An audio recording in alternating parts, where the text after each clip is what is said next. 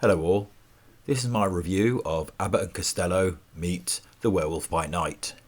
Some of you might get that reference, older ones amongst you, fans of old films might, and it kind of sums up what I think of this. It was okay, I enjoyed it, but tonally it was all over the place.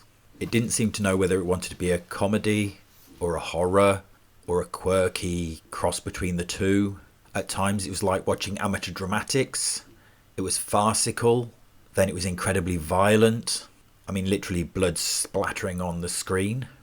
I'm not going to go into the whole story because it is a mystery, though if you have more than 2 Greysales, you'll pretty much figure out the mystery within the first 5 seconds of it. It couldn't be more obvious unless the person concerned walked around with a sign on their head.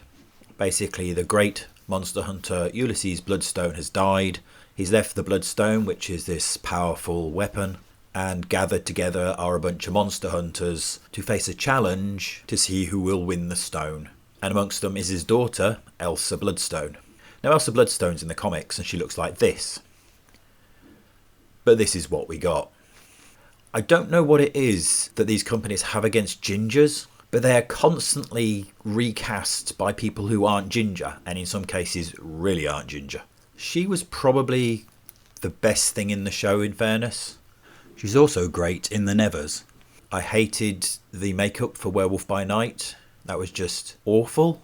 I don't know who designed it, but it was terrible, terrible werewolf makeup.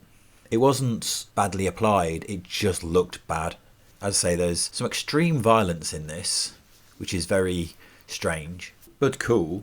The werewolf fighting was a little disconcerting. It looked a little like he was doing martial arts. It was bizarre and a little distracting, but it didn't spoil the moments of violence.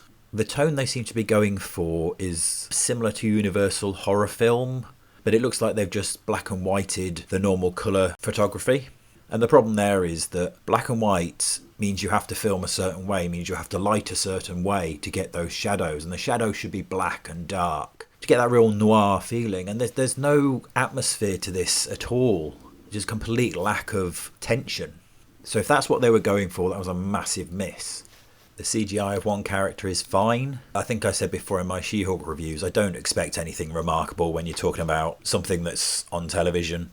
I know you have programs like Game of Thrones and House of the Dragon where the CGI is stunning and incredible, but I don't always expect that. I'm quite forgiving of that.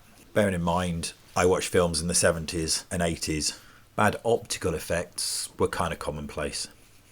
So if you want something that's distracting for less than 50 minutes, it's cool, it's fine. Not particularly memorable, not something you'll necessarily desperately want to watch again, but it's a fine distraction for a while. And I'll end it there because other than telling you the story, I really couldn't go on. Just a quick plug for my comic book, which is available from my website. If you feel like it, give me a subscribe and like, and thank you for listening. Peace out.